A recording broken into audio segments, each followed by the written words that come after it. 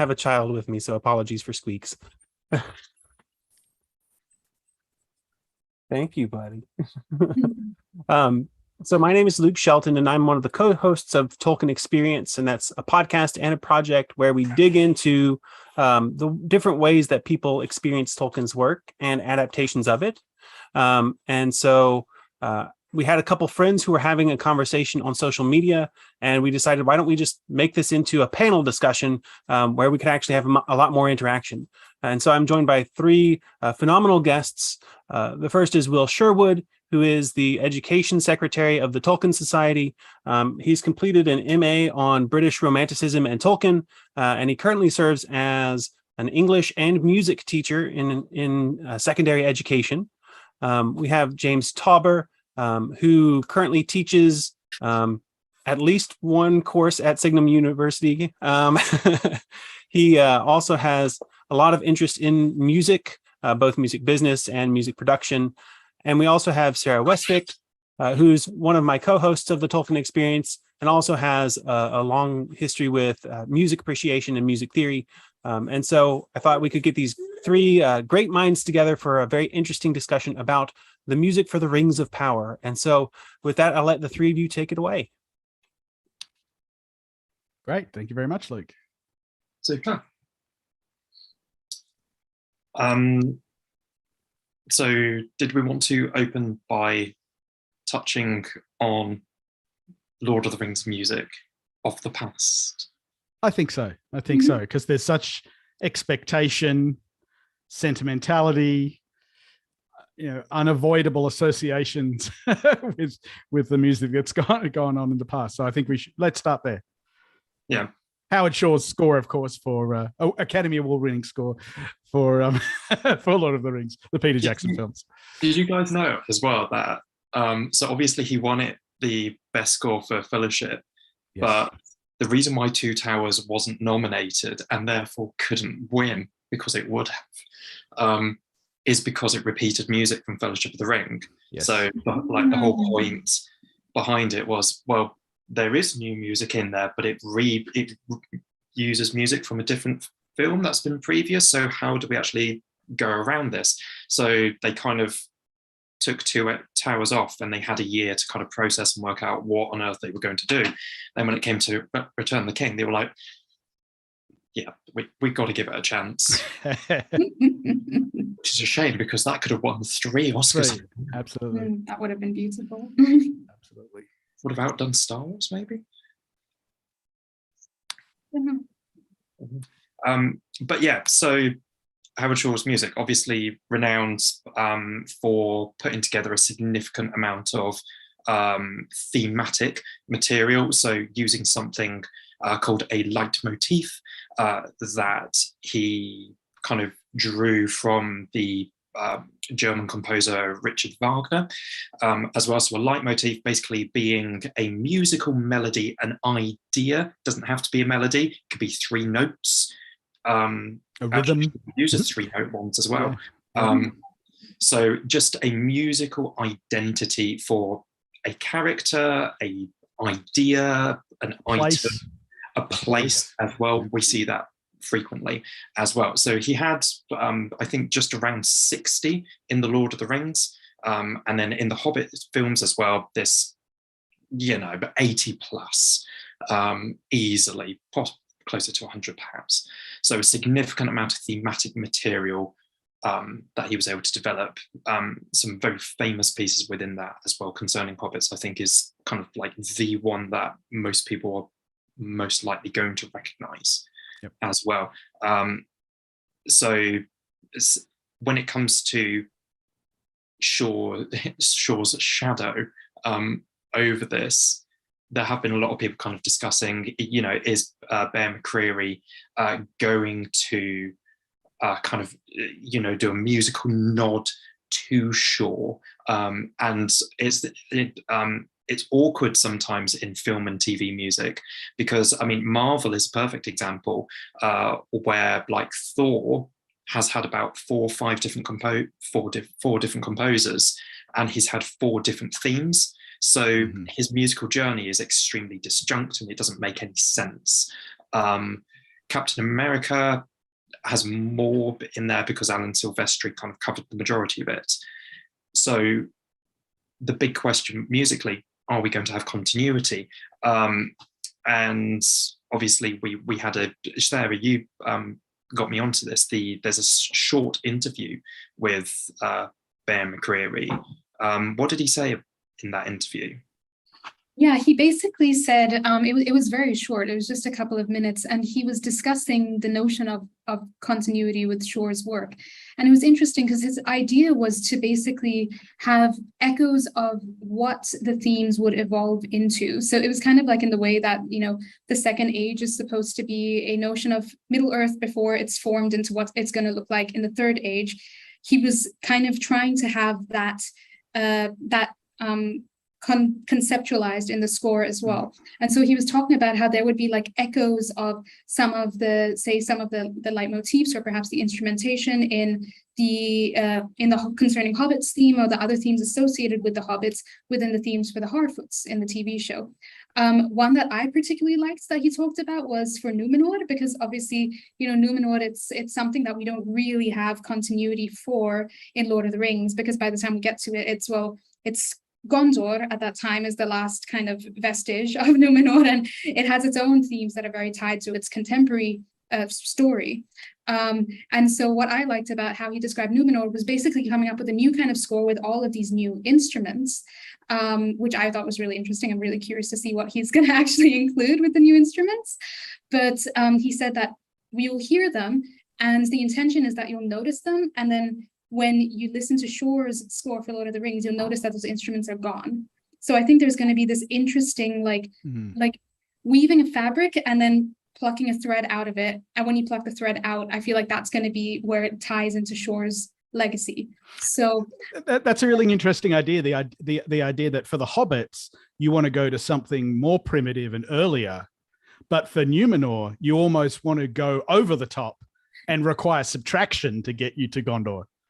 Yeah, that's It's classic word painting kind of ideas, which is my favorite kind of musicality. I did a random moment a while ago where I tried to do my own Numenor theme, and I based it on the Gondor theme and kind of like trying to make it a bit more majestic. And it kind of ended up sounding a bit more like the Fellowship theme in a few ways. So I'll leave it to Bear. Yeah, well, actually, I suppose we all know Howard Shore. Do we all know Bear McCreary? So, like James, we've and Sarah, actually, we've spoken about different shows at different points. Could you tell us a little bit about Bear and? Yeah, so my first experience with Bear's music was Battlestar Galactica. And that was a really interesting period for television music. I can remember 3 TV shows in particular. We had Bear McCreary's work on Battlestar Galactica. Around the same time was Ramin Djawadi's work on Prison Break. Of course, Ramin went on to do Game of Thrones and Westworld. And that was also the time that Michael Giacchino was scoring Lost. Michael's an older, 10 years, 12 years older than Bear.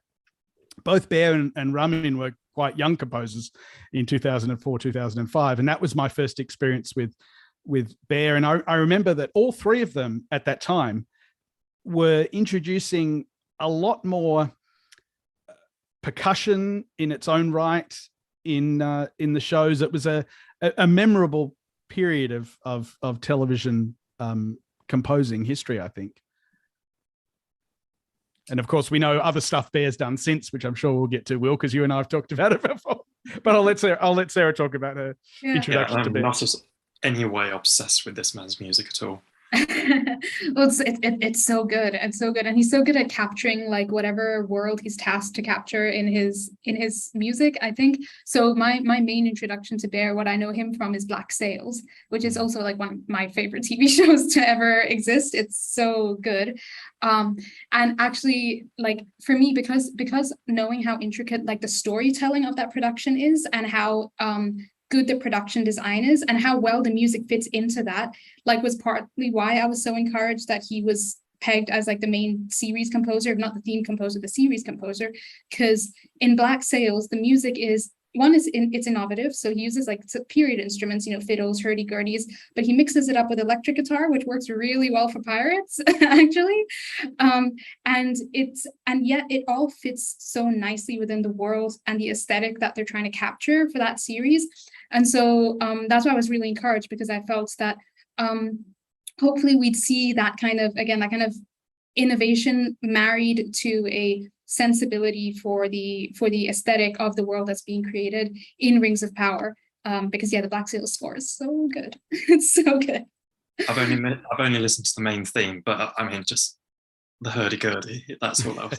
It's terrific. Listen to Parsons' Farewell from that soundtrack. It is chef's kiss. It's so good. I will put it on the listening set list. I think for me, like my main first significant encounter with Bear, where I was aware of him as the composer, was Agents of S.H.I.E.L.D. And having kind of been following what's been going on with the MCU as an interesting project within the film industry itself, and a poor exploration of music, I'd argue, other than the consistent use of Alan Silvestri's Avengers theme. So Bear was taken on to do the Agents of S.H.I.E.L.D. And kind of like Sarah and James, what you've been saying, like percussion, his wanting to actually not just use generic orchestral instruments or a little bit of synth or electronic stuff. He really does his research. And what I quite like about Bear, there's multiple things. He has a blog where he actually writes, he kind of quotes some of the key themes, and he tells you a bit about the theme, how he came to write it, why he places it where he does. And he also has a video blog on YouTube. I'd highly recommend checking it out. There's some incredible stuff. He also, Battlestar Galactica, he is playing one of the pieces solo on piano, and it just kind of shows you he's not just a composer, like he is a performer as well. But he was looking at so many different types of instruments, and the actual players, when they came to perform his music just for a TV show, they were consistently stretched to their limits, either rhythmically, harmonically, or the techniques that he wanted them to do with a specific instrument. It almost kind of foreshadows Hans Zimmer to a degree with his experimentation on Interstellar and the most recent Dune, which won the Oscar for Best Score, if I recall that correctly. So yeah, that was significant. And James and I, one of our top loves is Foundation as well. It's just absolutely insane. If you've not listened to the theme from Foundation, go listen to that. It will give you a really, really good idea of what Bear can do, and what to maybe anticipate, because some of the harmonic language, some of the harmonies, the chords he uses in Foundation, just the title theme he's going to be bringing, and we've already seen it already. Yep, definitely. So that's the composer. Legend. So should we talk about what we've heard from Rings of Power so far? Yeah. When did we had two themes drop, or pieces drop, and then we of course had the suite performed at San Diego Comic-Con. What were your reactions? Which did you hear first? Had you heard the music drops? I heard Sauron first, because a friend had sent it to me, and obviously that was going to be the first one that I listened to, because that's my favorite character. So yeah, but Sauron as well. Sarah sent me a message. It was like, you do realize the music is available. I was like, I'm sorry, what? So I was at the pub. The teaching year had finished, so we were out having a drink, and I just put it on full blast on my phone and just completely geeked out.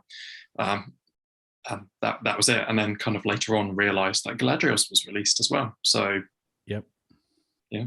And What we'll go about you, into James? we'll go into quite a bit of detail. Yeah, so I Very much heard- so. I heard Sauron first, and then Galadriel. And it's interesting that the contrast between them. I think a lot of people have said this, that Galadriel took a bit longer for a lot of people to get into. What did you two feel the same way? I mean, I was surprised. I was surprised by Galadriel. We'll talk a little bit more about that when we go deeper into Galadriel. Whereas Sauron to me was far closer to what I was expecting. I think the ties with Shore are a lot clearer in Sauron. They're there in Galadriel as well, but there were some surprises in Galadriel that I'm sure we'll get into. Yeah, I took to Galadriel very quickly. I really enjoyed it. I thought, this is kind of familiar. I think familiar territory is probably what I would use to describe the musical language, the instrumentation, his approach to the character. Sauron, like you've said, I think my impression is maybe he just had more fun with it. It's always kind of like, you want to be the baddies. They get it's that joke about the baddies get the most fun. And I think kind of like musically as well, this is almost kind of, you can experiment a little bit more. What exactly is the psychological state of Sauron, and how are you going to explore that musically? And I don't want to give too much away, because we've got so many. Yes, we'll talk a lot about it. What about the suite though that we heard at San Diego Comic-Con? I liked it. We are obviously going to discuss it, but I loved the opening, and I think I've got a clear idea of what that is. I thought the performance of Sauron, it's better hearing it live. I think I keep on going back to that recording. There's a really good recording of it, and it just sounds a lot rawer and tenacious. There, you've got the kind of necromancer-esque wizard, I think, in that live performance than you have on the recording. Yeah, but that's the nature of live music, of course, as well. Yeah. How about you, Sarah? I really enjoyed the suite as well. Of course, we'll talk more about it later, but I was very impressed by the introduction. I have to say, in general, the way that the themes are arranged in the suite, as well as the way they're arranged in the trailer, I really enjoyed, because of the way Bear interweaves both Galadriel and Sauron's themes. In fact, he layers them on top of each other in the trailer, and he doesn't exactly do that in the suite, but he gets close to it, and I really enjoyed that too, because they work very well together. Which I just really like that. I like when music is unified enough, like within the corpus that it's written in, that you can weave the melodies or the rhythms in between different songs. Like for me, that was a big strength of Shore's work, was that the leitmotifs were so like movable and like stackable and everything, and that's what made it a very unified, like operatic kind of score. And so I just liked seeing that. Obviously, we don't know how the score is going to be constructed in its fullness. The album does drop in August, so we'll know then. The first album drops in August, then we'll find out. But if it's anything, if this is any indication of how well intertwined the themes are, then I'm extremely optimistic about the rest of the soundtrack, because I liked that suite. Yes. How about you, James? Yeah, I mean, I don't know if I've got anything to add about the suite itself.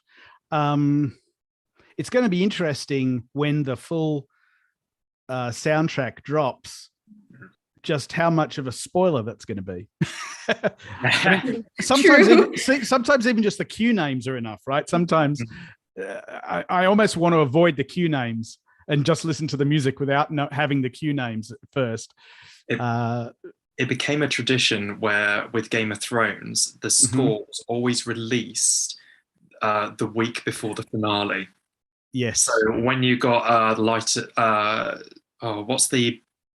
called? Light of the Seven. Light of the Seven. Yes. So that's released, and you get this 9-minute 9-minute long piece of music, and Yes. so, but the way that the themes are used by Diwaji is just, James, like James said, you can kind of predict almost what's going to happen. Right. But it'll be interesting, like Ludwig Göransson with The Mandalorian or Mandalorian that we've all spoken about.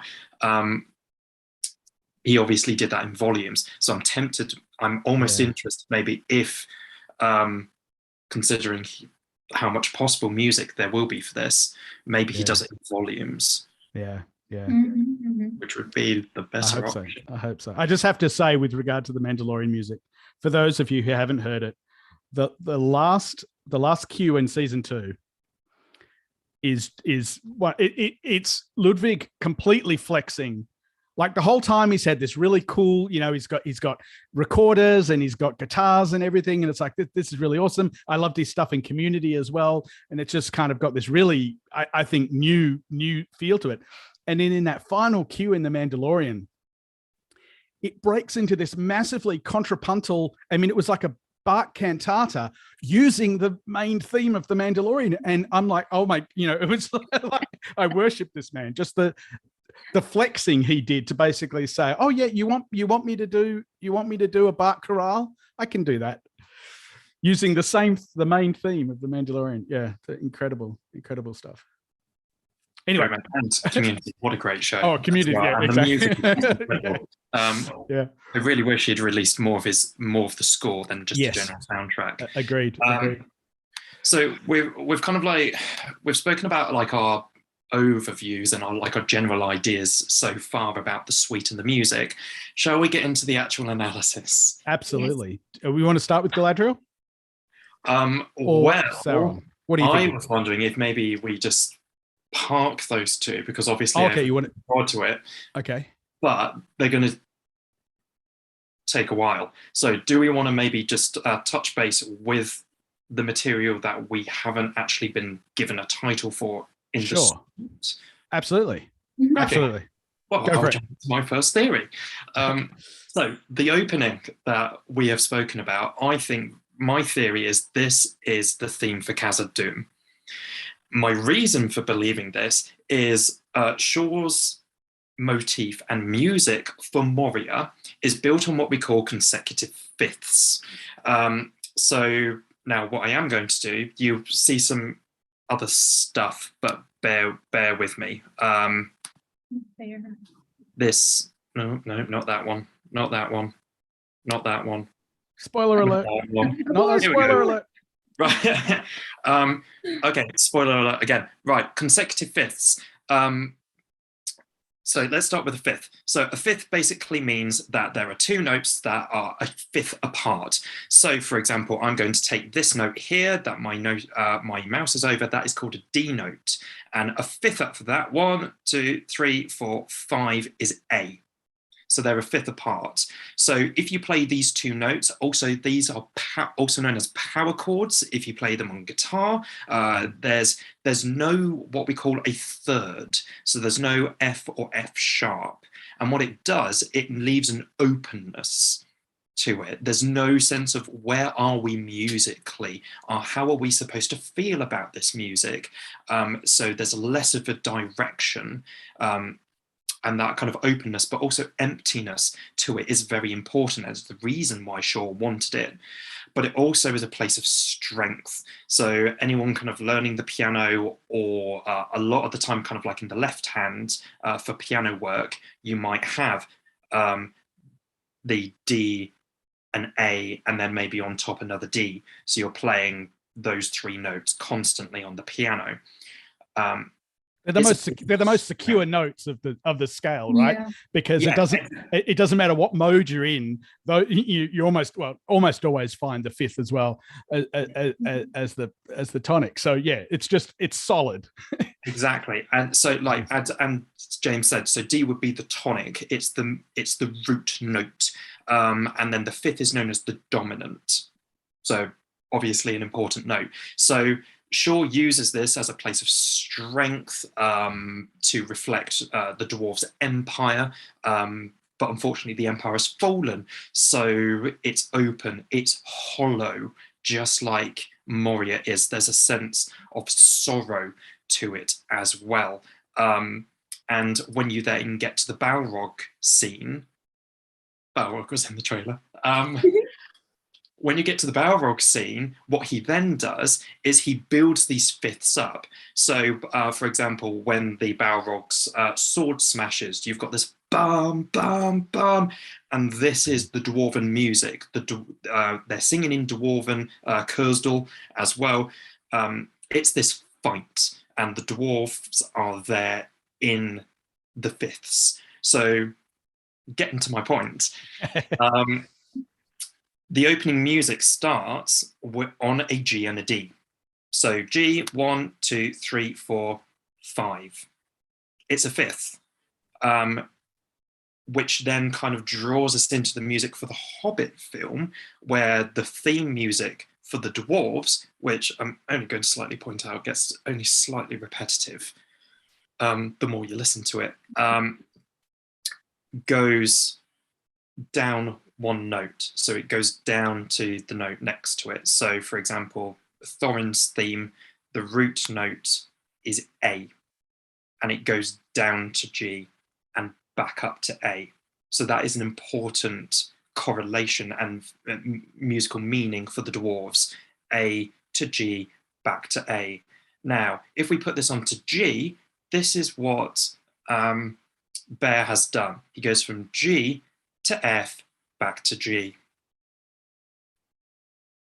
Da, da, da. So literally he's taking the same idea, but there's a sense of majesty about it. It's glorious. There's the percussion that James was talking about. You've got a full choir this time. It's not just the men at the depths of their voices.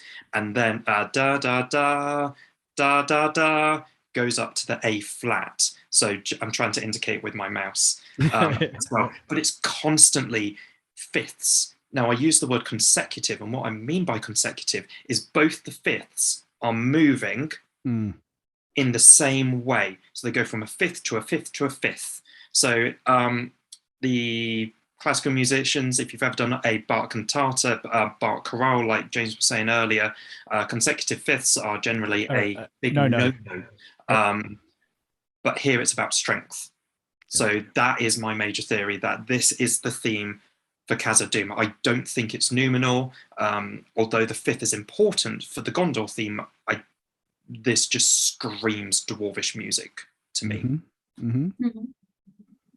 It's a compelling argument. I've not thought about that at all.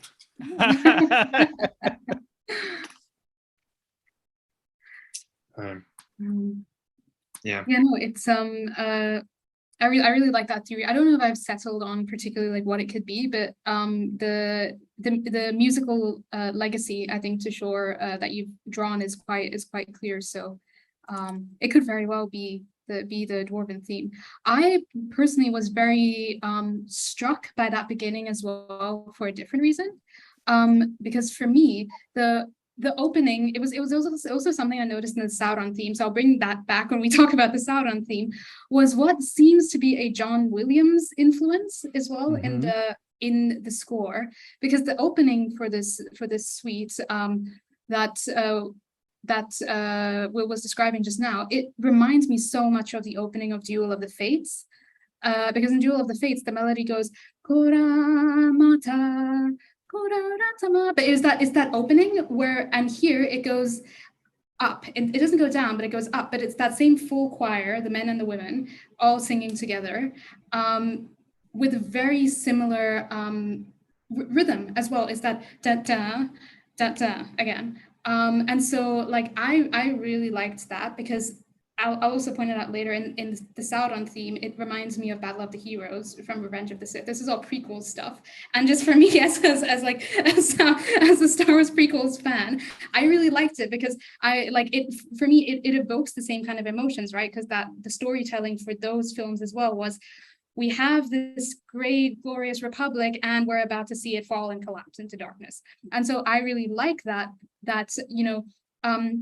intentional or not, the choices that Bear has made for that particular cue, as well as the cue that I'll talk about in Sauron, is that it makes an association with an existing kind of just more broad, like, oral legacy of cinema, that, you know, fans can associate with, you know, even if they've not necessarily, if they're not like, say they're new to the Tolkien franchise, they've never watched the films before or anything. It's a way to instantly like evoke, for me, similar stories and therefore similar emotions, and you go like, ooh, we're listening to something like something fateful here, right? Something intense, something big is about to go down. So I just wanted to point that out, because that was something that jumped out to me straight away. It was the first thing I was like, am I listening to Jewel of the Fates? No, I'm not. Am I? So it was pretty cool. I liked that moment. Yeah. What about you, James? What did you think of that?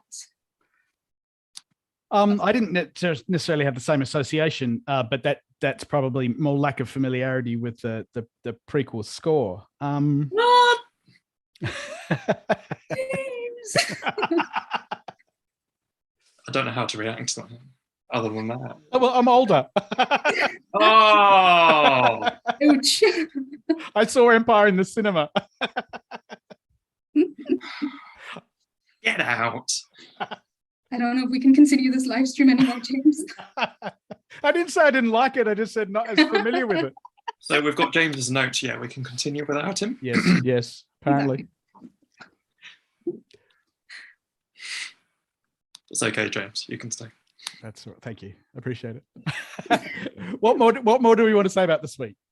Okay, so the last thing I'd to say is, after Sauron's theme, there's a repeated melody. It's in the violin, and it kind of goes to the strings.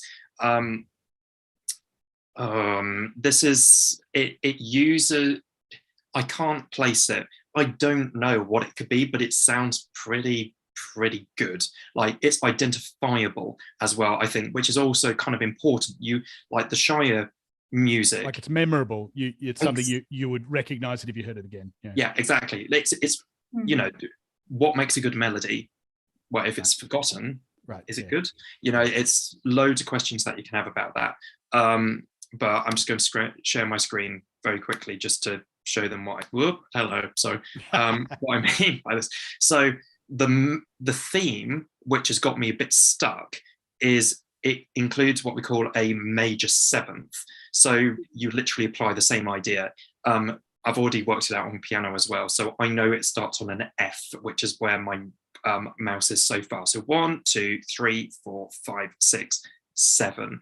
And a major seventh basically means that it is the closest white or black note on the piano to the root. So here's your F, here's your F, there's your major seventh. So it's not a full octave. So it's not to do with strength. There's a tension there because you're so close to the stability of the octave. Yeah. It's like you're so close but so far away. Yes. It's also what we call a leading tone as well. So in Western classical music, you would expect as the major seventh to always what we call resolve, so the tension would disappear onto the root. Now he doesn't do that. There's this I'm not going to sing it, but you've got F up to E, down to D, B, C, D, E flat. So you've got this kind of questionable tonality. Where are we? What is the mood of the music? What key is it? It's almost more tempting to say that it's just a tone. The tonal center is F, which just simply means that F isn't the most important note harmonically. It's just a note that is kind of keeping the strings together. It might be a Rondir's theme, but it doesn't sound something that you could be blasting out with horns or brass. I've looked through all the themes. The only theme that actually features a major seventh is Shelob's theme. So who knows where what that could lead to? Like a creature theme. Maybe I don't know, Ents, or maybe The Stranger as well, because it's got a sense of kind of it being lost as well. And as to exactly who the stranger is, who knows? Yeah. And the stranger doesn't even seem to necessarily know, like there's a sort of a displacement and sense of confusion and everything. Yeah. And like the actor said, like you're like he has a clear purpose, but it's just like getting to that end point. So it's still that kind of idea of trying to resolve, but not quite. Yeah, trying to get there, but exactly. Like we have a target, we know what comes next, but we're not there. So There we go. But yeah, that's it. I know I've just spoken about the suite, but those are my theories. Yeah. There's already so much to talk about, and it's just the suite. So much. Well, should we dive into Galadriel's theme now? Oh, certainly. Yes. Who would like to start with Galadriel? Well, let me say a couple of things. I'll bring up my chord analysis eventually, but I do want to say one thing that I first noticed, and other people on Twitter have told me they agree. When I heard this, I immediately thought of Alan Menken, the composer of so many so much Disney music in the 90s, the sort of golden age of animation. Little Mermaid and Aladdin, and which seems weird, right? This is what I mean by I was surprised by Galadriel. I don't at all mean I didn't like it, but it had certain qualities to it that, and chord progressions in particular, that just felt so Alan Menken, Disney, but Alan Menken in particular. And I was sort of nervous about saying that because that seems really weird to say, oh, it reminded me of Disney. But when I mentioned Alan Menken on Twitter, everyone's like, yeah, I thought so too. I just didn't, I didn't know whether I should say anything. So it's interesting in that sense. It's got that very, there's definitely a lot of soul searching or something. There's definitely a sort of elements of yearning and sorrow to it as well. But it's also, it does have some nice references to Shaw as well. I'm sure we're going to talk about some of the chords there, particularly the sort of descending thirds, the mediant kind of the F minor to the D flat major to the B flat minor, that and that opening, the opening harp and the choir again references a lot of elvish music as well in Shaw's score. Yeah, absolutely. I think if when we're talking about these musical associations as well, what jumped out to me in a similar vein to what you described about Alan Menken was that the melody, I know a lot of people on socials are kind of saying that it sounds like the tune for Reflection from Mulan. Yep. But for me, actually, the first association that I made was to Pavane for a Silent Night by Ravel, which I have sung before with a choir back home. For me, I really liked that association because for me, that tune has always been like a mix of like, because it's Ravel. Ravel was, he was composing during the 19th century. It's the Romantics. It's this very, it's this very like romantic yearning, which for me feels very apt for the elves. Yes. Like if you want to do be inspired by any composer, I feel like Ravel is perfect for the elves, especially during the Second Age. Well, so I really liked that effect, and kind of because it was like Pavane for a Silent Night, from like this is just a personal association, but it therefore evoked nostalgia for me, and that's also a great emotion to evoke for the elves. Well, I was going to. Sorry, go on. Well, you go, James. Yeah. You go. So I was just going to say it's really interesting that I think this often is the case where we make an association with a recent composer, like an Alan Menken or a John Williams, but really what we're doing is making the association to the inspiration for them. Mm-hmm. So Alan Menken may have been very inspired by Ravel, right? John Williams was, and we're going to talk about this, I'm sure we'll, Holst in particular, right? There's so much of Holst that, and Wagner as well. So I almost get a sense of we go, oh, that sounds like John Williams, but it actually sounds like Holst. Or, we say, oh, that sounds like Alan Menken, but it actually sounds like Ravel. I wonder if there's sort of that sense here as well. Yeah. Definitely, and I suppose also we could if we're saying Star Wars for whatever reason, you can push it back to Stravinsky, Korngold. Yes, Korngold. Yes, of course. As well.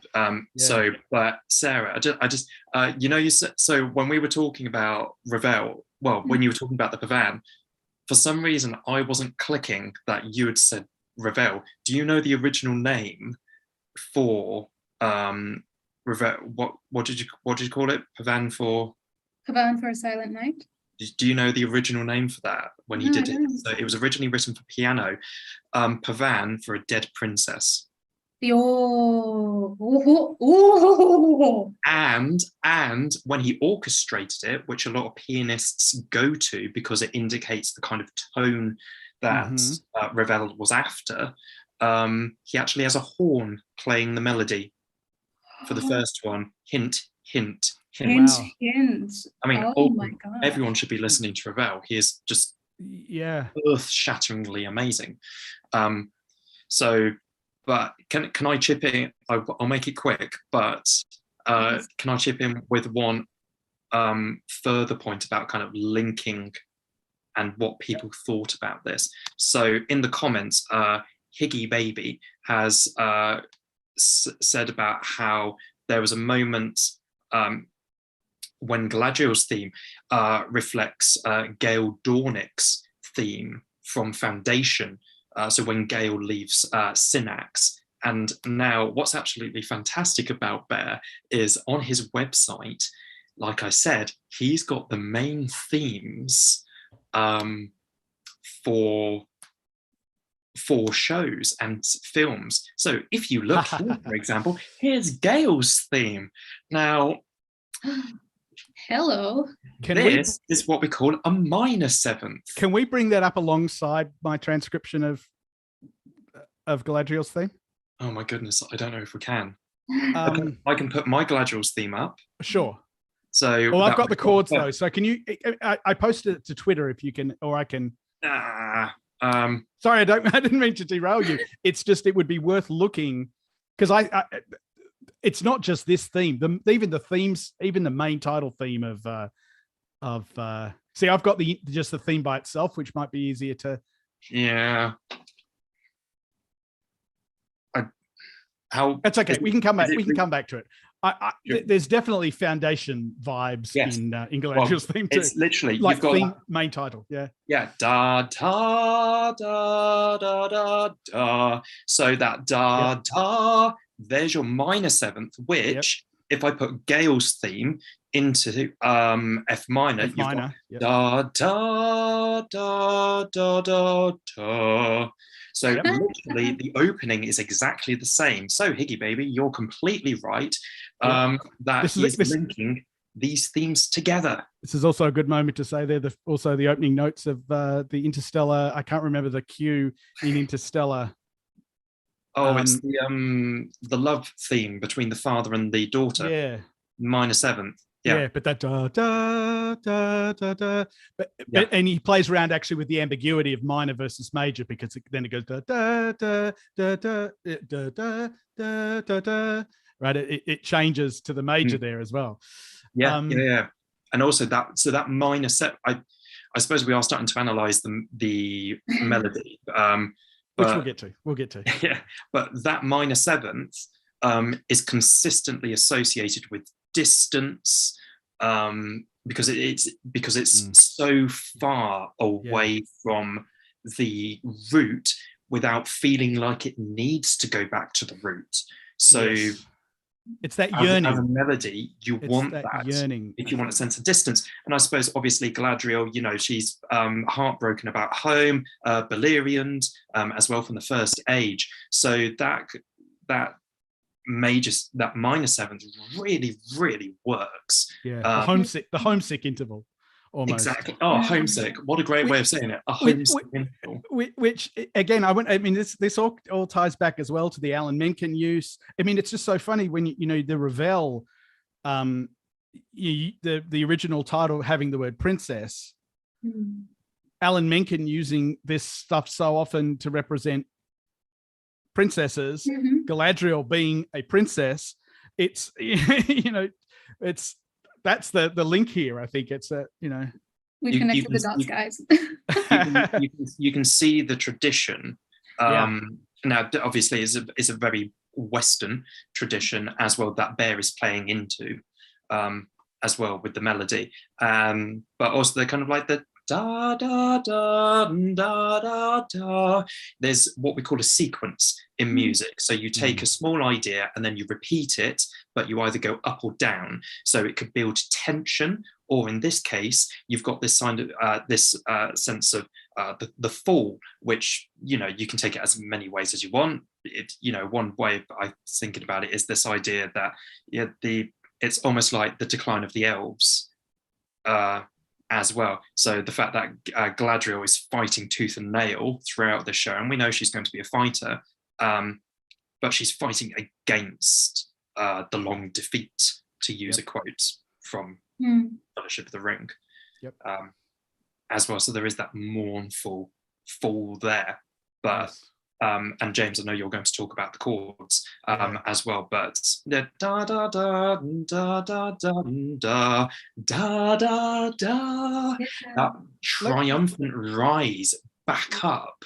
Let me actually bring up that because we're talking about it now, so I may as well bring up the music. Look at that beauty. So there we go. But yeah, so the sequence here, right? You've got these 4 notes that are repeated, then a tone lower here. You get a similar thing here. This sort of pattern, this little arch pattern that just falls down. It's interesting that the first half, so this is in 2 halves. And follows a somewhat similar progression each time, except that at the halfway point it resolves to a major. At the end it goes back to the relative minor. It's almost this sense of there's hope, but no, we end up back to where we started in the F minor. That's really interesting idea. There are some very, I don't know how technical to get here, but there are a lot of there's a lot of Menkisms here to me, right? These chord progressions, and this whole one that I've debated in my mind about multiple ways of spelling this, but this kind of way that the D flat goes to this almost diminished, but not quite, because it's got a major third in it. That's a very I don't want to say cliche response to going from the 4 to the 1, but the Beatles did it. It's a very you get that a lot, kind of, if you're in the key of C, having the kind of F major and then the F minor, the F minor 6th or something, before going back to the C. But that gets done here as well. I know you had a question on Twitter, Will, about the Neapolitan. Yeah. Did you want to bring that up here, or is that getting too? It does kind of get into the chords a little bit, but what you were saying actually about the kind of the cliche kind of nature of it, but cliches are there because they work, and especially music as well. If you go on to 12-tone Tarantacruel, there are so many good musicians that I love watching their videos because they go into the musical analysis. But this is like a cliche from a love song. Because when you've got the end of Bohemian Rhapsody, perfect example. Yep.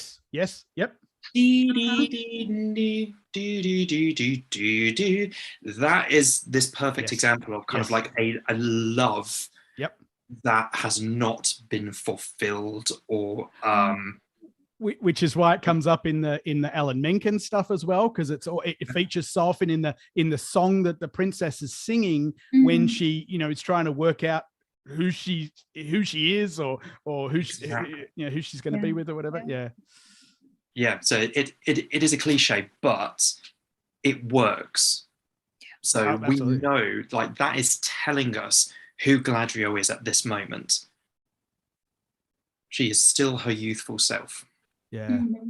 And this is that descending third, that F minor, D flat, B flat minor progression, where each of these chords only differs in one note, and you're kind of removing the top one and adding one at the third bottom. Right, you can sort of on a keyboard, if you played this, the F minor, you just take away the top C and introduce the D flat at the bottom, and you get the D flat, and then you drop the F and you add the B flat, and you get the B flat minor.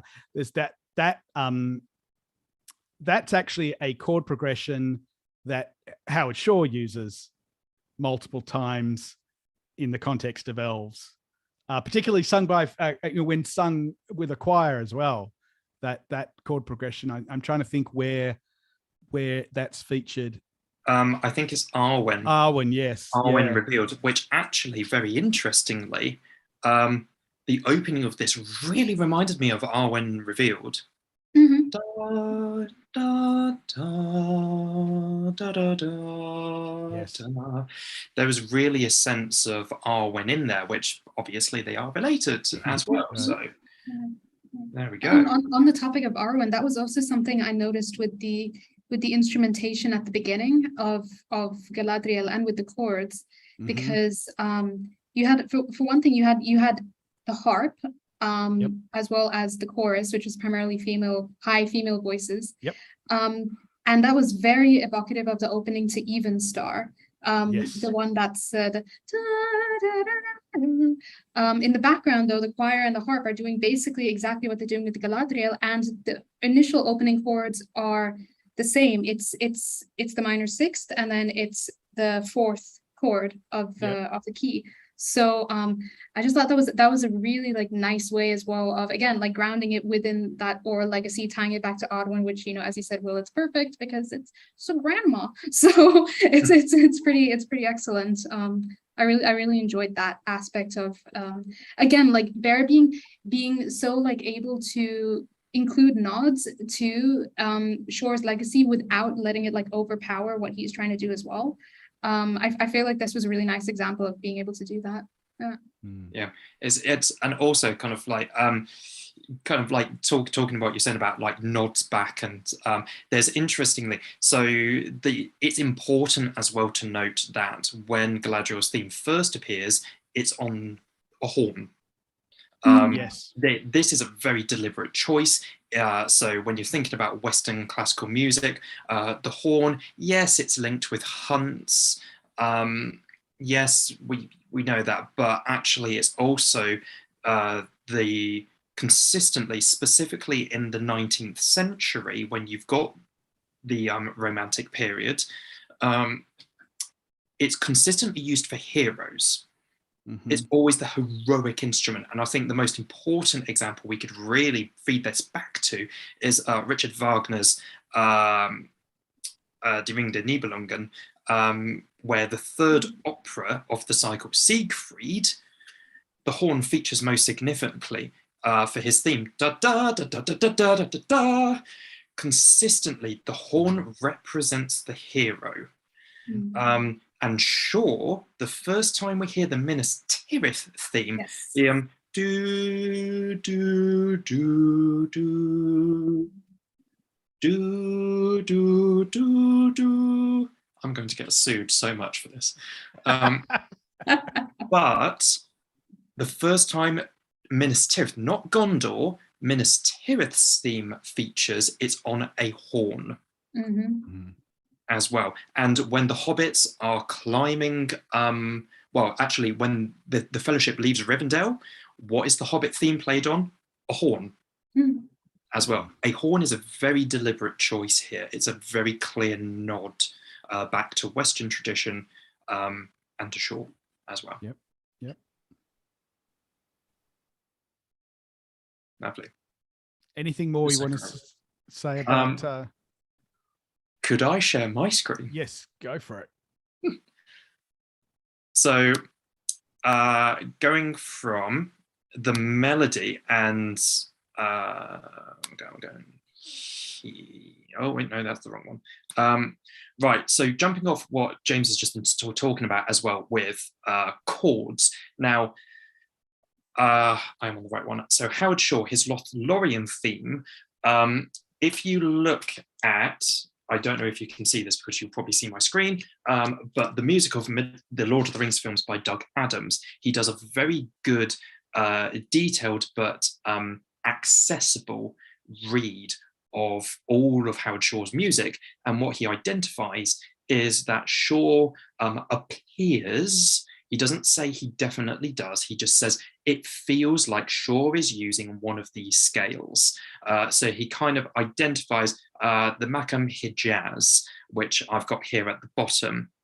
So what I've done is I've circled in red very key, distinct intervals that I can then point to, but it's not just for this. We'll come on to Sauron. I was going to later. say Sauron's theme is very important. So much, so much. So the Makam Hijaz in Arabic music tradition, this is a very important scale, but you've got this E flat to an F sharp. Now this is symbolized here. So there's your E flat, here's your F sharp. Now, in Western music tradition, this is what we refer to as an augmented second.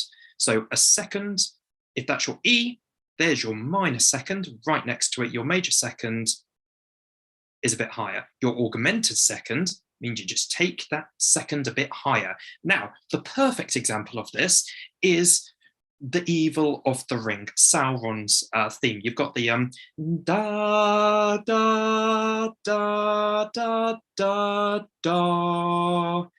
Those last two notes, that it sounds Oriental, it sounds Eastern to the Western music tradition. And notice that I consistently use Western just to try and delineate that there are very clear different forms of music theory and analysis. But you've got that. But Shore seems also kind of like well, the Makam Hijaz, it's similar, not completely the same, but it's similar to the Western Phrygian modal scale as well. So you'll notice that E flat there is the same, but the F sharp isn't there. So this is the only note that actually is the difference between the Makam Hijaz and the Phrygian modal scale. However, when you move on to the octatonic scale, which is also... I was going to say, because the fun thing about the Sauron theme is it has both. Oh, it does. And we'll come to that later. But what's important, yes, you have that F there, but you also have this augmented second still in place. So you've still got that E flat and you've still got that F sharp. Now, this is based on the fact that the root note for these three scales are D. They can be moved around onto any note whatsoever, but the whole point is that there is an augmented second. So that, and Bear, he doesn't, for Galadriel, he's not using the Makam Hijaz. He is not using the octatonic scale. However, he is using the Phrygian modal scale for the harmony, not the melody, but the harmony. Now, what do I mean by this? Now, if we are in the key of F minor, there's my cheeky little F right there. Now, F minor includes a G, that little note right there. But in the harmony, the fourth chord, so if you count them, not the da, da, da, da, da, that was terrible, but the fourth chord includes a G flat, this one here. So from the F to the G flat, now you'll notice in Phrygian, so in the Phrygian, you also have that flat, that minor second rise, and it gives a lift to the music, a sense of freshness, joy, but hopefulness as well. So I think he's playing a bit with the harmonic language that Shaw was also playing with. It's a little nod. It's not. It's not. Is that reflected in the chord analysis that I did of the theme, or is that happening somewhere else in the Galadriel? No, you've got it in there. The G flat major chord. Oh, of course, the G flat. Okay, yes. Yeah. So I'll just quickly. So yeah, for people that can read, yeah. But yeah, it's here. Yeah. Yes. Yeah. There you go. So it's just interesting that he's got these very. You know what? If Bear's watching this, then I really, really hope we are not making him mad. Or he's just looking at us like, what are you talking about? Like, this is what does Tolkien say? He's reader application. These readers are applying way too much. Applicability rather than applicability. That's the word, not application. Applicability. Yeah, we are being applicable all over the place right now. So yeah, I was just checking that I had picked up on the correctly picked up on that flattened second. Yeah, but yeah, there it is. Excellent. So yeah, overall, James, I know what you're saying, but I still just feel it works. Like, oh yeah, no, absolutely. As I said, it's not a criticism. It was just, it surprised me. It made references to a style of music which I'm now going to think of more as Ravel than Alan Menken, but it made references to a style of music I wasn't necessarily expecting. But I think in the context of everything we've said about the yearning and the homesickness and everything, that makes a ton of sense, right? But what you could also, you can see this in the SDCC suite as well. I don't think it's as prominent in the theme recording, but in the suite you get you get her battle music. Mm-hmm. And I think that's a lot. Yeah.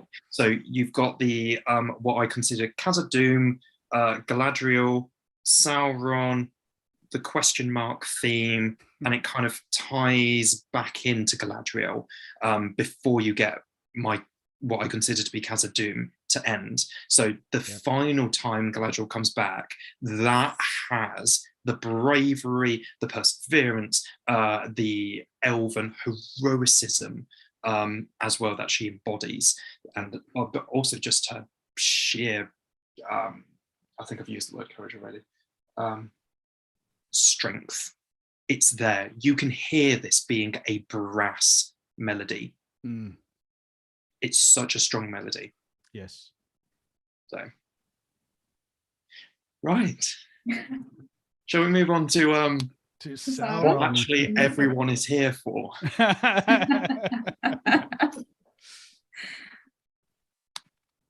Absolutely. Okay. So, Sauron. Where the hell do we start? Okay, can I paint that? Been in my dreams. Okay, before we get to the meter and the chord progressions and stuff like that, let's talk about the overall structure and maybe the orchestration and instrumentation first. Does that sound reasonable? That sounds like a very good place. So one of the things I really like about this is it naturally divides into three. Yeah. Where you've got the first and the third parts feature the male choir and brass and the bass drum against an ostinato tremolo on the strings, and then in the middle you get a female choir and lush strings, and there's this wonderful transformation that happens in between. The last third and the first third are related, but they're almost inverses of one another. And I'm wondering if the whole thing is playing with the transformation, the Anatar to Sauron transformation, or two sides. I'll say more once we get into the meter, because there's a swapping of the role of the complex meter. There's a swapping of the choir versus the brass as well. It's just this wonderful mirror image surrounded by this lovely string and female choir bit in the middle that I just think it's structurally wonderful. Yeah. Sarah, what was your take on the choir? What did you feel about his use of voices in this? So I loved, the two things that struck me were, one, the use of voices was the main one. The other one was the strings. But I'll talk about voices first, because I like the implication that you get from using a choir, because, you know, a choir, the way that he uses it in the score is so different from the way choirs were used in Shore's Mordor themes, in my opinion. Because the choir here are the ones who introduce the melody. As James was saying, later it gets inverted, and they end up, you know, mirroring the percussion, what the percussion is doing with their meter, and we'll talk about meter later. But when it's introduced, they're the ones who are carrying the theme. And for me, I find this extremely effective because, for me, choir conveys it's popular voice, right? It's voice. It's not a single voice. It's a group of voices singing out something with meaning, and therefore for me that evokes disciples rather than the kind of, you know, screeching metal that Shore's themes is rightfully meant to evoke for Third Age Sauron. And so for me it very neatly kind of demonstrates Sauron's Second Age tactics, which is the notion of getting, you know, of getting and seeking out collaboration, public support to try and get what he wants, be it rings, be it, you know, territory, be it, you know, men from the places that are getting colonized by Numenor to go fight for him, you know. I really like the use of choir in introducing the theme in this way. And that's why I also enjoyed the fact we had both male and female choir, because also sorry, I like that we get both male and female choir. I like where they intersect with the strings as well. So in that bit in the middle, is lovely, as well as at the end, the ostinato, so the repeated musical phrase that we're introduced to in the very first few seconds, which is repeated throughout the piece, that gets taken up by the strings. And I really like that because, you know, strings can be both beautiful and aggressive. And I feel like that is a perfect mirror for the character of Sauron, especially in terms of the Second Age, where he oscillates between being this, like, you know, like he's sexy Sauron at the beginning, and then he becomes horrible and evil, you know. If your good looks don't prevail, you may try murder. So it's kind of like that's the vibe that I get with this like move between, like, you know, what you would associate as like softer or more gentle uses of choir and uses of strings that end up, you know, supporting more dramatic, more aggressive themes, or in the case of the choir joining the percussion. And that's why I find that middle segment that's very different from the bits with the mixed meter very effective, because it kind of harks back to the I guess like the softest ways that you could use those instruments. For me, it was very evocative of kind of like, you know, like a gothic horror movie kind of thing, like this idea of something beautiful that's like falling into decay, which is very like fallen angel. Of course, Sauron, he's a fallen Maya. Was started out good and then fell into darkness. And so I find it very effective to use what you would conventionally consider, I guess, like, you know, beautiful instruments, and then kind of flip the notion of what they can do on their head, and end up, like, you know, supporting this rather than going straight for the brass, which is like what Shore does. Not saying that's wrong. It's just I like the way that that Bear uses these instruments for what he's trying to convey. Yeah, that's what I think. Makes a lot of sense, and there's a lot of great ideas in there, as well. And, like, you know, it's so important, like you said, that we hear the theme first through voice. Yeah. As well, like I was saying, it's how a motif is introduced is extremely important. So the Hobbits, concerning Hobbits, the main theme that we associate with Hobbits from Shore is on a fiddle. Fiddle or flute? I need to. Oh my goodness! I've been listening it's fiddle, to I think. Stop since it first came out. I don't remember. Well, maybe it's flute actually. I think there's a time lag as well, so I don't know if people can be with us on this. Either way, whichever one, it's very evocative of folk as well. So yeah, that certainly makes sense. Okay, so we've got tick, instrumentation. James, do you want to cover what the extremely slippery ground that is tempo and rhythm? Absolutely. Let me just for the, rather than just throw away terms like 7/4 and stuff like that, let me draw a little diagram and talk a little bit about it. Because this is somewhat of a tour de force. It's just a wonderful example of sort of mixed meter and mixed time signature. So the Galadriel theme that we've already heard is in 4/4 that I like what I've represented at the top here, where you basically sort of have this 1 and 2 and 3 and 4 and 1 and 2 and 3 and 4, and it's very even. Basically, you've got a beat that's divided into 2, and that just continues completely consistently. You can also divide things up, the beat into 3, and sort of have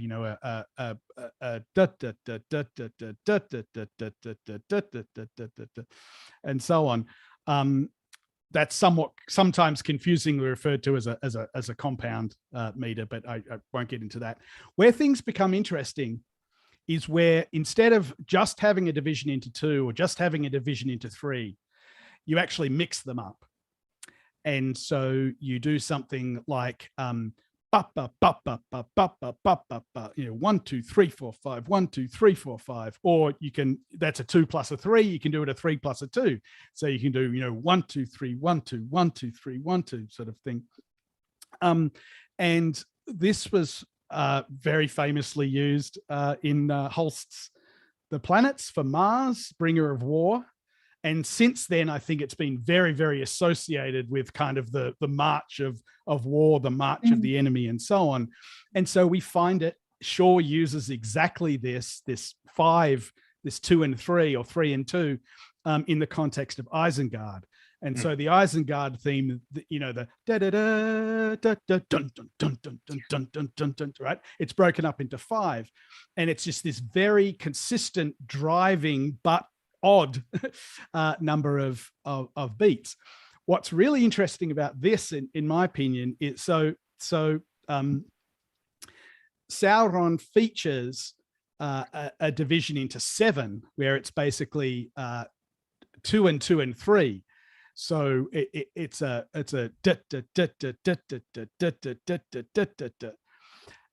combined with, mixed with, returning to the familiar 4/4 of just a nice even and what I suspect that's trying to evoke is a much rawer, cruder form of what will eventually become the sort of driving 5 beats to the bar that we would become accustomed to with Isengard, say, or Mordor. It's like it hasn't quite found itself yet. It can't decide if it's 7 beats to the measure or 4 beats to the measure. And so we see this alternation. What's particularly interesting about it in the context of the overall Sauron piece is that when the choir starts, it only sings on the 4/4 bits. And then when it's not singing, we get into the 7 beats per measure bit. But in the second half, that reverses completely, and the choir is only singing during the 7 beats per measure bit, and not singing during the 4. So it's another way that it's playing around with this reversal from the first half to the second half, or the first third to the final third. That's fascinating, and I really liked how you kind of tied that in as this kind of like it's a rawer. He's not found his feet yet. He's not got his military might. He can't decide if he's in a simple meter or a complex meter. Yeah. But what you were saying about Holst with 5/4 now. interest. So Hans Zimmer actually got into legal battle with the Gustav Holst estate Really? because during Gladiator, he took the references too far, you might say. So he put it in 6/4, and so the rhythm that James has just been referencing simply goes like this: da da da da da da da da, and that's repeated. I think basically every single bar in Mars features that in some way, shape, or form, even if it's just da da da da da da da, which is when you've got the slower section. Kind of similar to how the bum features in every single bar of the Allegro con brio from Beethoven's Fifth, the opening movement of Beethoven's Fifth Symphony. So what Hans Zimmer did was this. Let me see. Da da da da da da da da da. Basically, he added an extra beat on. Da da da da da da da da da da da da da da da da da. So he got in legal battle over that, but also the da da da da da da da da. He also did this. Da da da da da da da da da da da da. So he used the chromatic movement of the horn section yet again, ladies and gentlemen, the horn section of Mars, and reduced it down and put it onto the strings to begin with. So he got in legal battle. I can't remember who won, but that was an issue. And also he has admitted that he did also take inspiration from Mars, which everyone does. I think Holst is important because Holst was consistently exploring meter because of Igor Stravinsky, most famously from the Rite of Spring. Rite of Spring. Rite of Spring by Igor Stravinsky. I'd really recommend it. It's a great piece of music, but the rhythm and sometimes the harmony just really makes you fidget in your seat because you're uncomfortable. You don't know what's happening. So Igor Stravinsky directly influenced Holst. So Holst is using 5/4, but he's also using 7/4. He also uses 5/2. He also uses 7/2 as well. So he explores this significantly. But further and a bit closer, Benjamin Britten, as well, in his War Requiem, uses 7/4 for the Dies Irae, the Dies Irae, Dies Irae. But he then changes it. He doesn't just simply go bum, bum, bum, bum. He then kind of messes around with 7/4, and it's so much more awkward, but it gives you so much more freedom within it as well. It's really interesting. Shall we cover some harmony? Absolutely. Okay. Do you want to show your? I shall show my first slide. Okay. So now this is what I showed you before. So octatonic, Phrygian, and the Makam Hijaz, which Doug Adams suggested that Howard Shore was kind of using for his Lothlorien theme, the D, D, D, D, that there being the augmented second I spoke about. Now you'll notice the octatonic and the Makam Hijaz is still here. However, I've thrown in the double harmonic major scale on C, and I'll explain why. Now, the motifs that I've identified from Shore, there are more. Basically anything to do with Mordor fits this, and it's to do with the minor third that James and Sarah has already identified. So the evil of the ring, the seduction of the ring, the history of the ring are all important. Evil of the ring also kind of, we know it basically as Sauron's theme because it features whenever like we see the Eye of Sauron, but it is known as the evil of the ring. It started off as that. You've also got the threat of Mordor. The power of Mordor is this dum dum dum dum dum dum dum dum dum dum dum dum dum. This falling third. Dum dum dum dum dum dum dum dum. So the falling third is important, but it's not a major third. It's not da da da, as in the Shire music. It's a minor third. It's dark. It's a bit more brooding, as well. And also, for some reason, he decided to utilize this theme to represent the entirety of Azog and the orcs in The Hobbit. There was nothing he could do with this. I noticed one moment where he tried to develop it, one moment in the entirety of The Hobbit. Should have chosen a different theme or made up a new one. This frustrated me, but this isn't about Shaw. Sorry, tangent. So you come to Sauron. So for Sauron, basically, this is the Makam Hijaz that we spoke about earlier. But all he's doing is he's moving that to there. So it seems to feature more like an octatonic scale.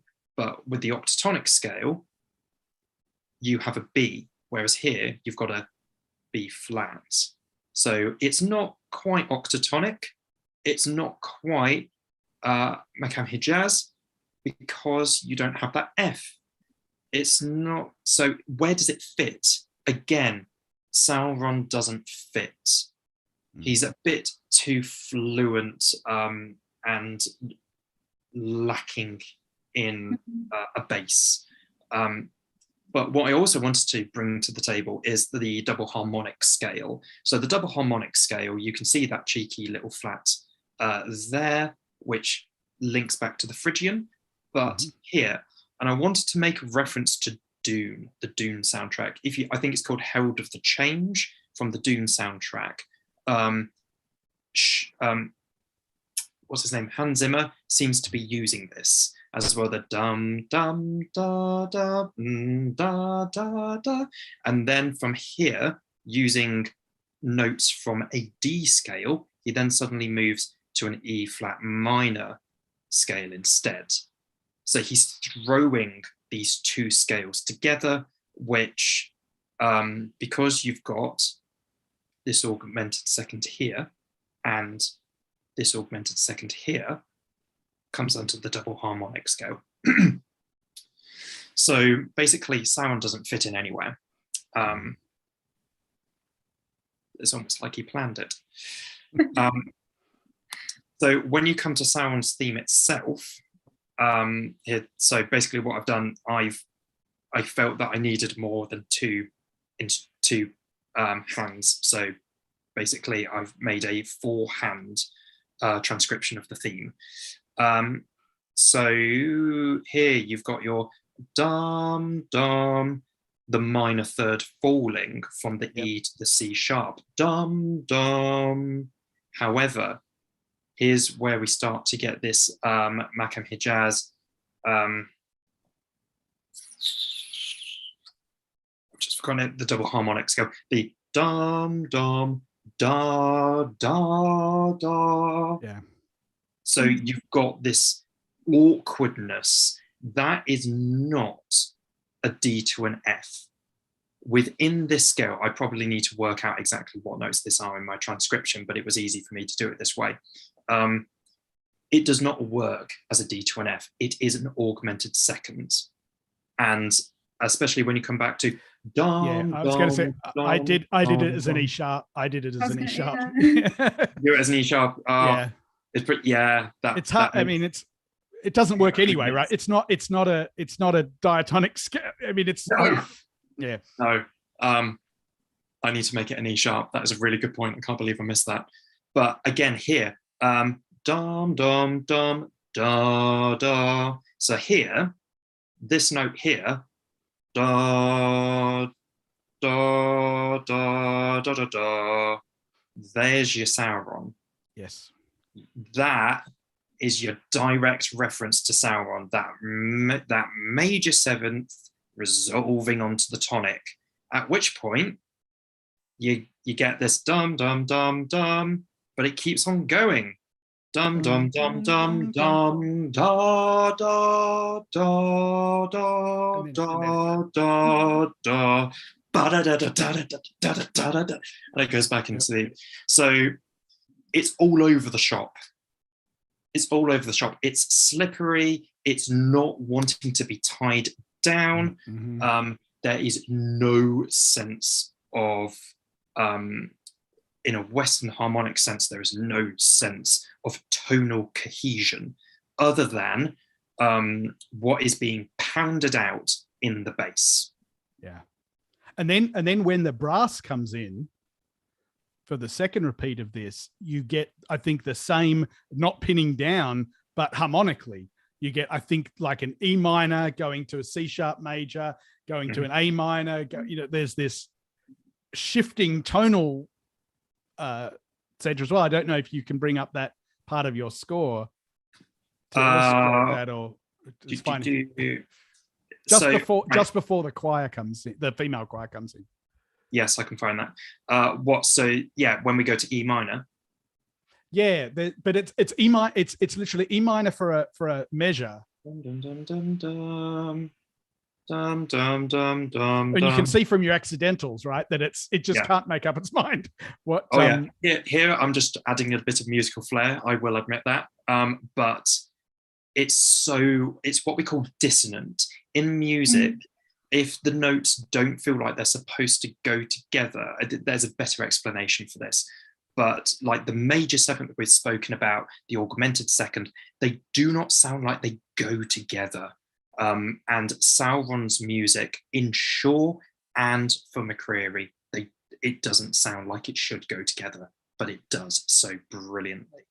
But but I was saying this is more of a kind of a chromatic median going on, where you're going from E minor to C sharp major. Right, C sharp major has that E sharp again. It doesn't have the same notes as an E minor does. So you're going down the minor third. Yeah. But you're playing, because you're playing a C sharp major. You're kind of, it's this borrowed chord from the mediant, or the submediant, and so it's just this. Each measure there is not particularly problematic. It's the relationship of one chord to the chord of the next measure that's sort of all over the place and hard to pin down. Yeah, certainly. And I liked what you said as well, kind of like the modulations, the relationship between them. So in music, so we've spoken about C sharp minor and E minor. These are two different keys. So when you're playing on the piano or whatever instrument, the scale that you're playing is based around a key, a specific note on your instrument. So the median, the third, from C, D, E, 3, median, the third. So again, but also it's a minor third. The dum, dum, dum, dum, dum, dum. The minor third just repeats itself constantly. Do you want me to share the middle section? The female choir? The female section. Yeah, because this starts to do the same thing. It starts off with an E, and this is what to me sounds like the foundation theme. This to me sounds like it's, you could almost, if somebody merged this and went from this into the foundation main title music, it would seem like the same piece of music to me. Yeah, this is. I haven't worked out exactly what part of it is doing that, but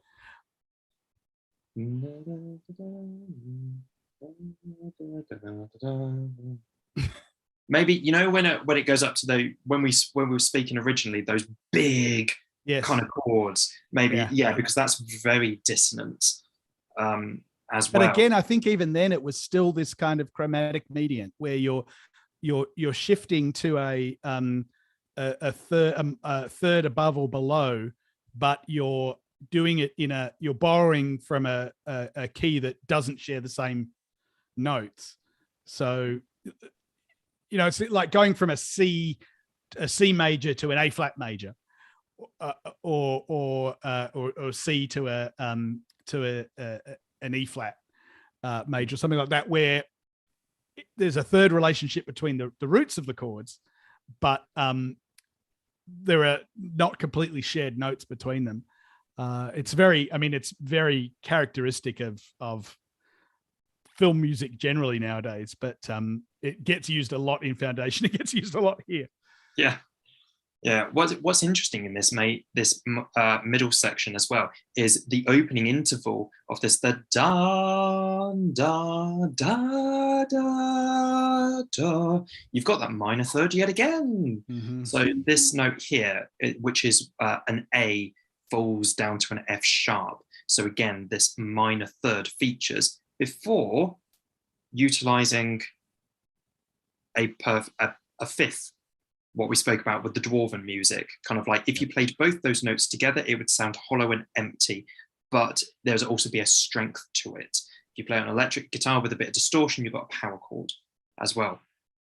But it suddenly drops from F sharp minor to F minor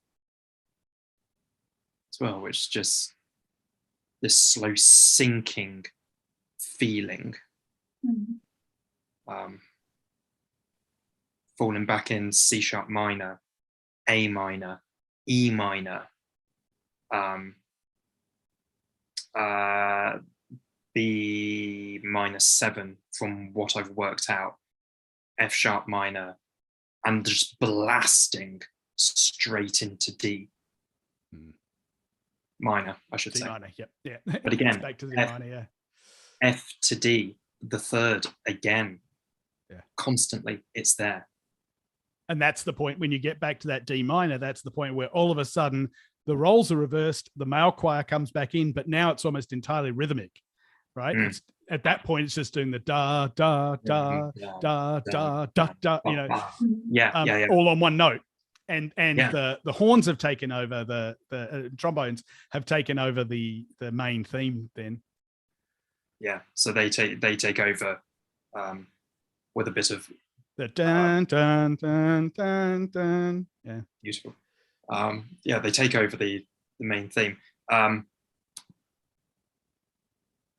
yeah, and then the ostinato strings keep building up, layering octave and octave. Like it's in the cellos initially, then the viola's an octave above, then the second violin's an octave above that, and then the first violin's an octave above that, and so you end up having this swelling ostinato underneath everything. And like Sarah was saying about like the John Williams influence, the ostinato for Duel of Fates, that builds up by octave on octave as well. And you know, he admits it's on the Wikipedia page for him as well. That, I mean, there isn't really a film composer who doesn't say that John Williams is an influence, but it's also kind of like he's part of the musical backcloth of Hollywood. It's very hard to go through training as a film composer without actually touching on John Williams or Hans Zimmer's music. It's just not heard of. It'd be like doing an English literature course at a English university in England and not covering the Victorians or the Romantics or the Modernists or Shakespeare. Like John Williams and Hans Zimmer are categorically the two composers you will definitely come across in your training. Yeah.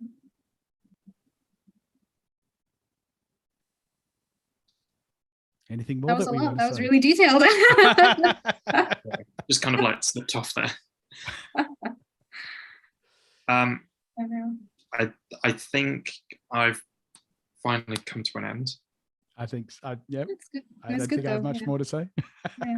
No, I think you guys unpacked it all really well. I think like the last thing that I would like to highlight before we close though is like probably my one dissatisfaction with the theme, which was the callback to Shore and his use of these like Eastern modes, because I actually like what Shore does, because Shore doesn't necessarily associate them solely with Mordor and with the evil themes, because again, like as you mentioned, I think James, it was you who mentioned it's used in the Lothlorien theme. It's used in Mirkwood as well. There's one part that sounds very, very Middle Eastern in Beyond the Forest. It's like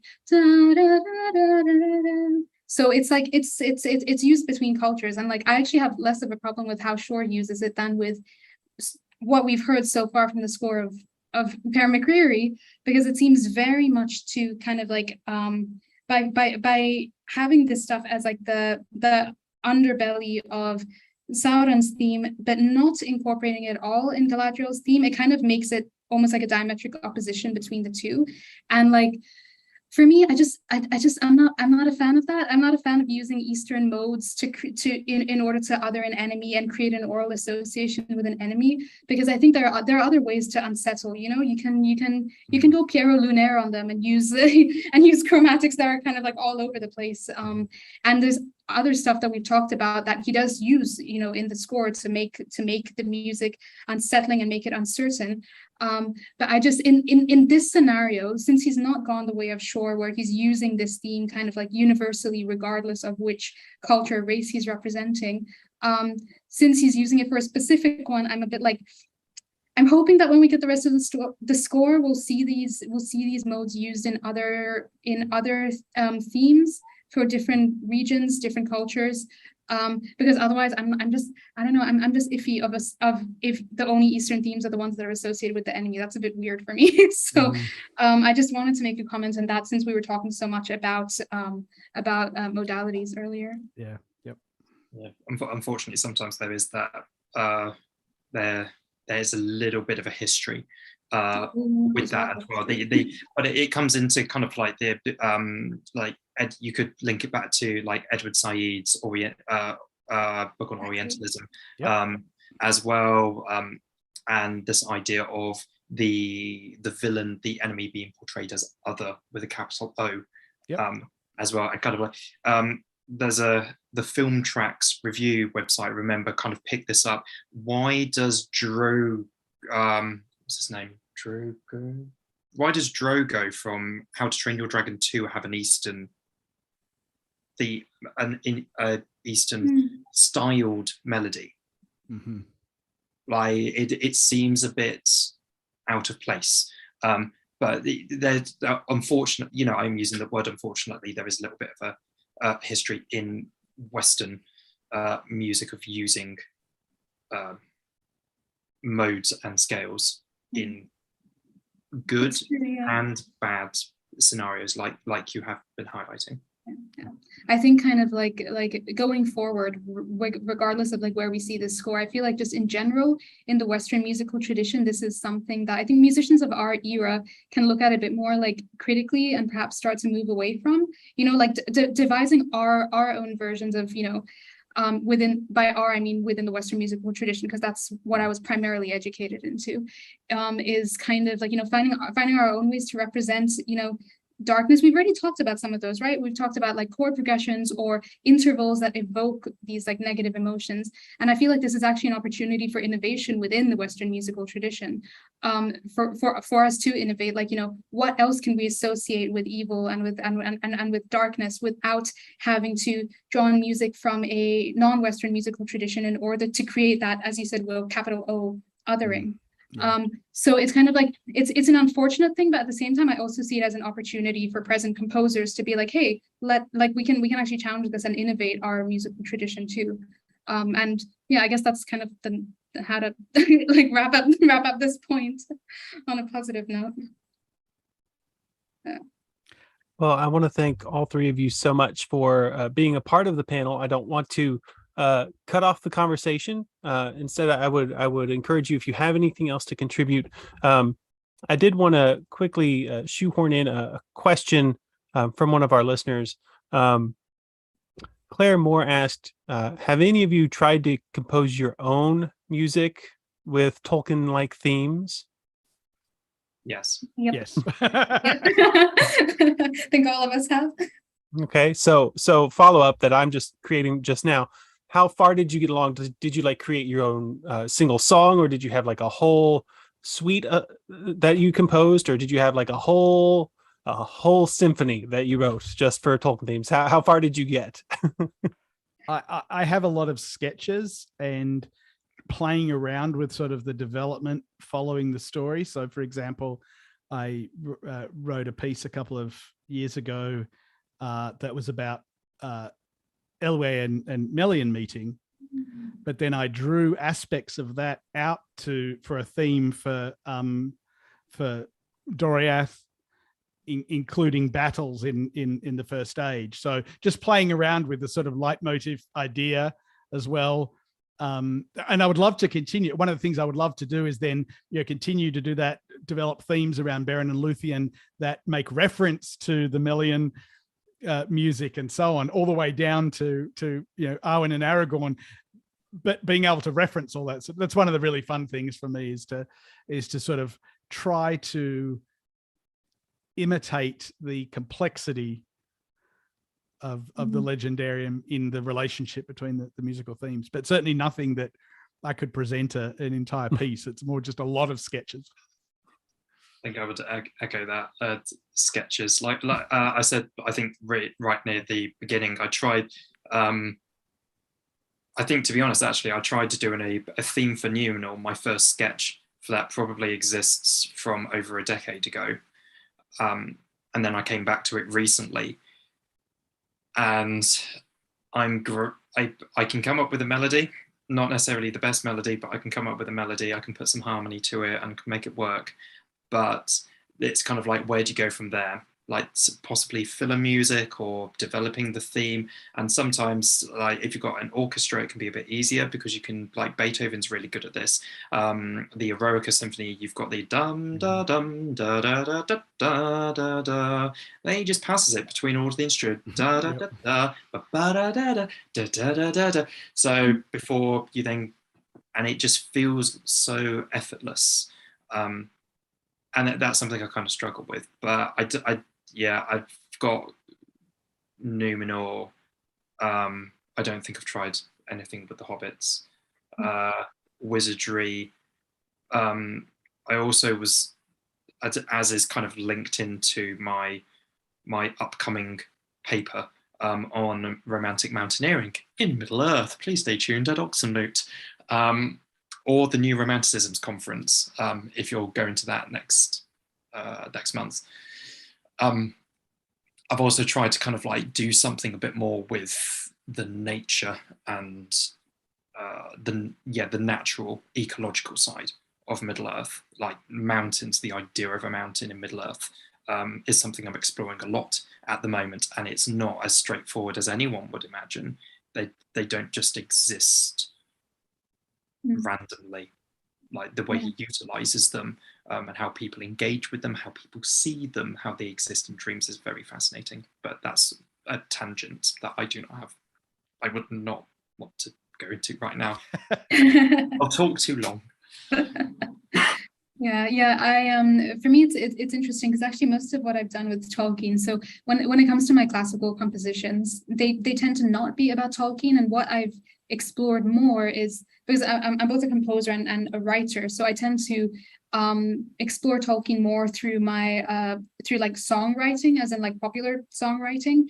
And so I'll come up with lyrics with words that are representing what I'm trying to talk about, and then word paint with the music, to use the technique that's used by Schubert and all the other composers in the 19th century, composing Lieder and that kind of genre of music, but kind of in a way that works with modern songwriting.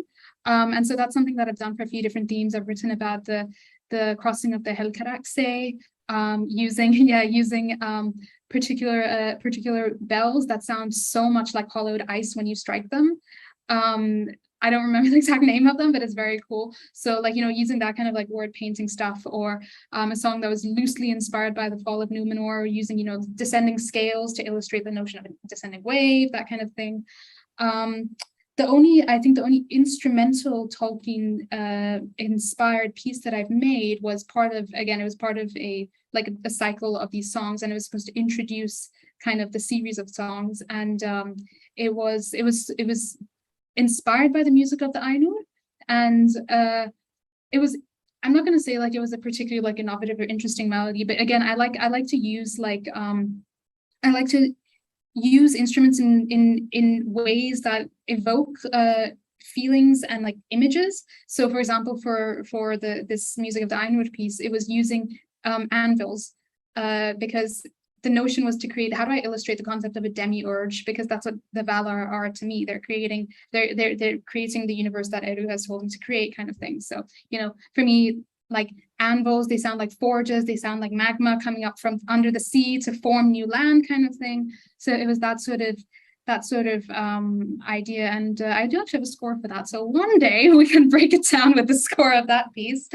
But yeah, for me it's more songwriting that merges with my poetry, I guess you could call it verse, rather. Let's call it verse. Songwriting that merges with my verse rather than instrumentals, at least for Tolkien stuff. So we didn't have any more direct questions necessarily in the chat. A lot of comments just kind of showing appreciation or echoing what you guys said back and forth, and how much they appreciated the time and the topic here. So I just kind of want to echo those comments and say personally, thank you all so much for giving of your time and sharing with us your wonderful thoughts on the music of the Rings of Power. Did any of you have any final thoughts? I can't wait for the album. Yeah, I was going to say, yeah. Looking forward to the rest. Yes. Yeah, it will be really exciting to have new music, and it's always exciting to have Howard Shore come back. I don't know how I necessarily feel about, and I felt about this with John Williams coming back to do the theme for Obi-Wan as well. Like, they've hired a composer, why are they getting the old name into it? But based on the music we've got good so far, I'm very hyped, very excited. Excellent. So we might have to all come together again once we have the rest of the album to talk some more. And who knows, it might be 6 hours long by then. 1 hour per track, surely. at the very least, we'll have an extended edition too for the Ultra Music. I'm gonna have to take a month off just to transcribe them. I'm just gonna be sick. Yeah. All right. Again, thank you all so much.